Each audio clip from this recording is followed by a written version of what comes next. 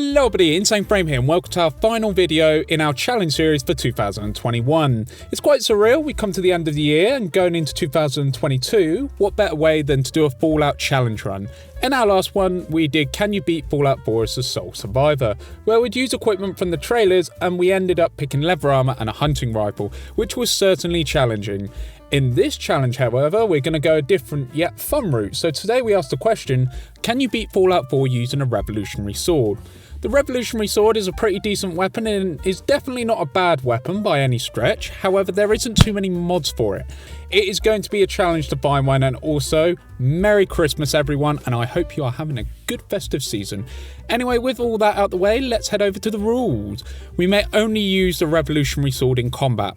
No glitches or exploits, no cheating on modding the game's files, and we're going to be playing on very hard difficulty. So let's get started. We start the game in Santa Claus's bathroom, and we go for a sort of distinguished gentleman look, complete with a wonderful moustache. As everyone knows, moustaches are excellent for the badass horseman. Vault takes our face and we get to decide our stats, and one of you lovely commenters came up with a cool idea, so in honour with that, we're going to name ourselves Patriot. And as for our stats, we go for 5 strength, 1 perception, 6 endurance, 4 charisma, 2 intelligence, 9 agility, and 1 luck. This gives us a very AP focused melee build whilst being able to take a hit or two, which is fantastic. Our son in the game starts crying like the potato he is, and then we head to the vault. The curtain on the world then closes and we get frozen and watch our spouse bite the dust, certain of the game's main plot, and as a gentleman we must duel the perpetrator. Anyway, we get unfrozen and we lock the pesky rad ropes out and we get ourselves the Pit Boy. We unlock the vault and we get to see the outside world of Fallout New Boston.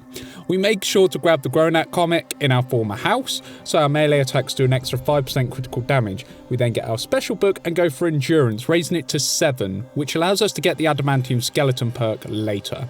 Now, our main goal is to find a revolutionary sword so we can attack and progress reliably in the game. So we head north and stay out of sight to any enemies, or at least as much as we can, and we rest up at a house far up north and we evade a nearby raider camp as one of the raiders has a fat man. Not our cup of tea really, but there you go. We get to a settlement called the Slog, which is ran by ghouls, and honestly that's pretty damn cool. We get to our destination, which is the Museum of Witchcraft, which has a dead gunner outside. We find his armour, and once inside the museum I make the biggest mistake realising I don't have a jetpack or anything to get to the room above, and we have a Deathclaw chasing us, so really big blunder on my part, but the silver lining is we've explored a lot of places and we level up by continuing to explore. We go for a very useful perk at this stage of the game, which is Aqua Boy, so we can breathe underwater and water no longer gives us radiation damage. We get to Fort Strong, but as you can see on the map we got a lot of swimming to do. We do find this floating outpost, which is pretty cool and fitting for a sniper character, so we also make it to an island and get the luck bobblehead aboard a ship, raise our luck to 2.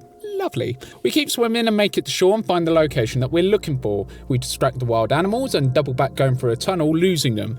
And we find this skeleton with the holy grail that is a sword, in particular a sword that we're going to be beating this run with.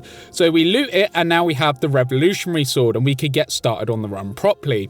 We deal with some raiders at the USAF Olivia and dice our way through, managing to net ourselves a minigun and all the ammo that goes with it. We also get a covert ops magazine, so we're slightly harder to detect while sneaking. Then we make use of our Aqua Boy perk to fix pipes in a quarry whilst underwater. And then we fight Milurks, well, this guy does anyway, but we get to finish them off and we level up out of the process. We go for big leagues, so we do an extra 20% damage with our melee weapons. Simply excellent. Our next stop is Lexington to go slay some ghouls, as any gentleman with a sword should in Fallout. We level up from the experience and go for blacksmithing. Whilst it won't do much now, the next rank will upgrade our blade, so it will help later on. We then go to the Cambridge police station and take out bunches of ghouls, and we meet Paladin Dance and off to help out, so we move out. We also have a level up and go for Adamantium Skeleton, which reduces our limb damage taken by 30%, so it's more difficult to get crippled. We go to ArcJet Systems and deal with some synth androids. We restore the power, burn Paladin Dance to a crisp, then loot some weapons, and after our skirmishes, we get the deep range transmitter. Once outside, we hand over the transmitter and get the Righteous Authority, a legendary laser rifle which we can't use as per the rules, but we'll sell it for some caps at the very least, and then Dance offers us if we want to join the Brotherhood. We simply refuse him, however, but we did level up and we get arguably the most useful perk for our build, which is Blitz.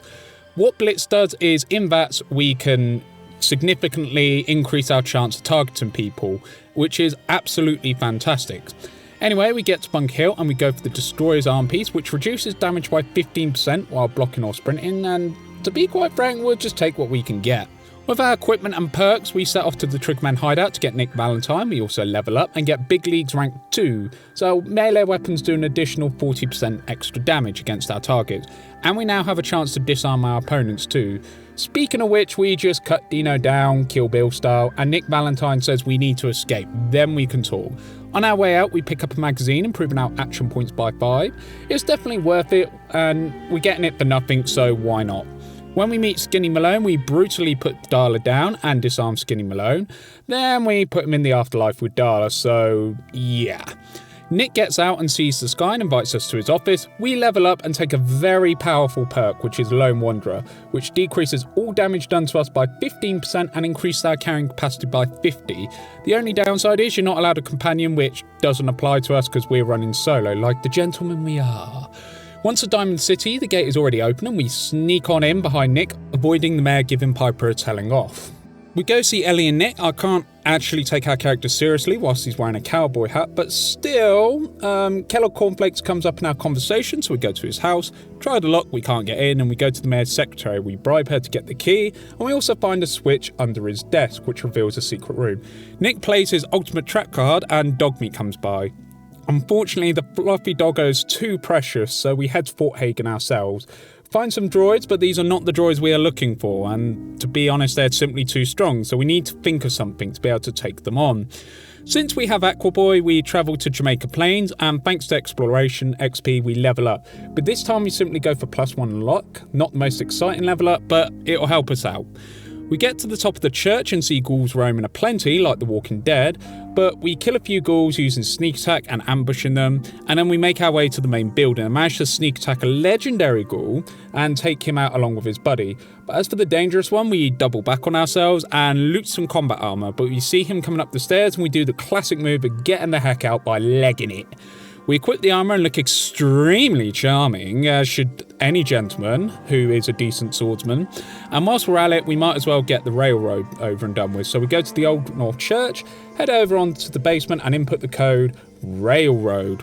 We get a warm welcome and our gentleman charm wins over Desdemona, and Glory is alive this time with a minigun. You go, Glory. We get a level up and we get Bloody Mess, which grants us plus 5% damage across the board, which is pretty good. We then grind a little to get more XP, and we go to Hubris Comics and deal with more feral ghouls. They clearly don't have manners and must be dealt with, and also we deal with the glowing one, even though it takes several tries to take him out.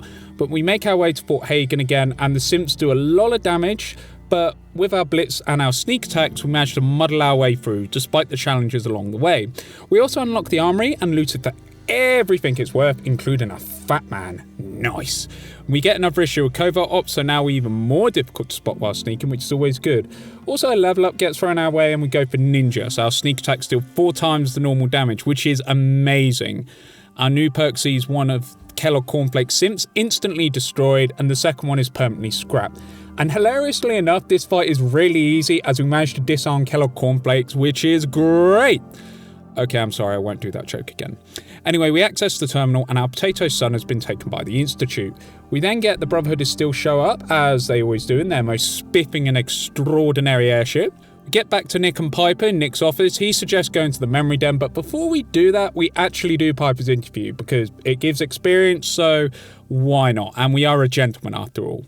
After the little interview, we go to the memory den and meet Dr. Armani. She hooks us up to a memory sequence, and we swiftly learn of a scientist named Brian Virgil, who has escaped the Institute and is hiding in the glowing sea. We say our farewells to Nick before we go to glowing sea, and we go to the slog and deal with the super mutants, which levels us up. And we go for armor, which lets us improve our armor. And we also return a locket to Apathy Farm to level us up again, and we go for armor rank 2, which upgrades our combat armor. So we're set for most of the run, and we also get all of our settlements set for the future. It's then time to begin the Museum of Freedom, so we easily deal with a pack of raiders and get a level up, and we go for Adamantium Skeleton rank 2, so our limbs take 60% less damage, which is awesome. Preston gives his usual spiel about how hard it is to be a Minuteman, and we grab the perception bobblehead, giving us +1 perception, making a total of 2 perception. Once outside, we meet the Deathclaw and get extremely lucky, and I mean extremely lucky, as a Brotherhood vertibird helps, and their gunner does a lot of damage to the Deathclaw, making this an absolutely trivial encounter. We meet back up with Preston and co, and then go to Sanctuary Hills, and once at Sanctuary Hills, we've already built everything, and we need to go and do what Preston tells us, which is to go to a settlement. Thanks, Preston, I guess. They send us to deal with some raiders, and once we've dealt with the raiders, we level up, so we go ahead and get Big Leagues rank 3, which improves our melee weapon damage by 60%, and a better chance at disarming our opponents. We report back to the settlers, who joins us, and Preston lets us become a general, which is lovely, but it's time to head to the Glowing Sea now. The Glowing Sea is mostly uneventful until we get to a Deathclaw. We take a single dose of Psycho and Med-X so we can stand up to the punishment. But our VATs save us a lot here, and we do decent enough damage so we don't have to retry the fight too many times, but we end up winning, and my word, that was pretty difficult and took a couple of hours. We level up and go for Blacksmith rank 2, allowing us to upgrade our sword to a serrated sword, which does more base damage and inflicts bleed on the target for every hit. Whilst the bleed damage isn't substantial, it's something that adds up, especially with our hits in bats. We meet Virgil, and he states that we need to kill a Corsair and take the Corsair chip in his head. So we go ahead and go to Green Tech Genetics, where the gunners are, and the Institute Corsair is running amok. We carve through the gunners, get to the Corsair, and he is ridiculously easy as we disarm him and use our superior skill to finish him, albeit by a similar method to a guillotine, but we grab the Corsair chip and go to the railroad to decode the chip. We return to Virgil, he kindly gives us the blueprints, one gentleman to another, and we head back to the Sanctuary and build the teleporter. Once that's out the way, we get teleported into the Institute immediately, and we use the network scanner. We then head down the lift, which Father introduced himself, and we see the mastermind behind the Institute, the Child Simp. He's locked away because of his corrupt Oscar-winning skills. Father then reveals himself afraid of the Child Simp's power, and we decide to leave to advance the Minutemen story. We teleport out and we level up, and we go for Lone Wanderer rank 2, so we take 30% less damage and increase our carry weight by 100. And as a gentleman, we can't pick any companions or put them in danger, so it's a small price to pay. Preston then says he wants to attack the castle, which is going to be the hardest part of the run, and once we get to the castle, we take out some Mirelurks, which isn't too difficult. Then we get the toughest opponent of the run, the Mirelurk Queen, but fear not, we do have a strategy against her. She spawns mobs, and we use VATs to build up our critical meter against the hatchlings, whilst Preston draws the attention of the Mirelurk Queen. We then use our critical hit along with our serrated blades bleed effect and run away, repeating the process. It will take a long time, and trust me, it did take a very long time, but we do manage to eventually down the Mirelurk Queen.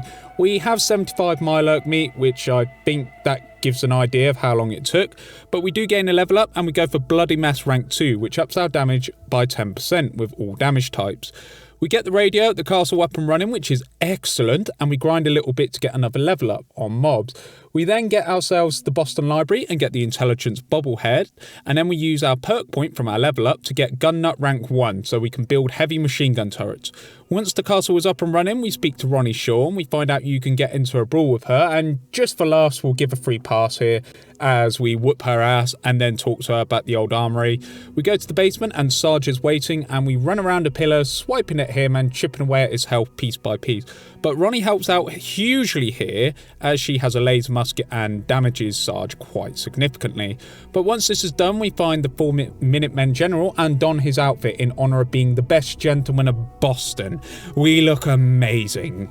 We then get the artillery blueprints and build immediately, and we quickly give it a test fire and it works. Hooray! Preston says he's as happy as a kid on Christmas as the Minutemen have artillery again. We also get a level up and we go for Action Boy, making our action points regenerate 25% faster so we can use VATs more and make the enemy bleed more. Ronnie then says the Institute are attacking, and well, we don't really have to do anything because we have swarms of heavy machine gun turrets defending the castle. It's actually quite comical as the enemy don't realise what's going on, and we'll definitely put a ranking gun nut from now on if we do the Minutemen storyline. It's absolutely hilarious. Ronnie says she loved the fighting, and Preston directs us to Sturgis. Sturgis then says about a sewer pipe that is used for the Institute.